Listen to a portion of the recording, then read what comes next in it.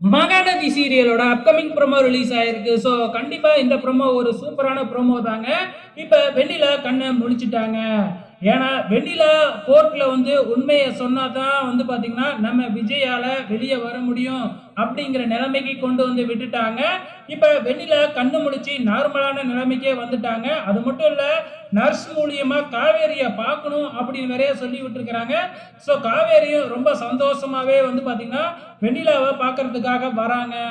So இன்னும் நீ வந்து பாத்தீங்கன்னா விஜயோட சேர்ந்து வாழணும்னு ஆசைப்படுறியா அப்படிங்கிற மாதிரி நம்ம காவேரியை பார்த்து வெண்ணிலா கேட்குறாங்க.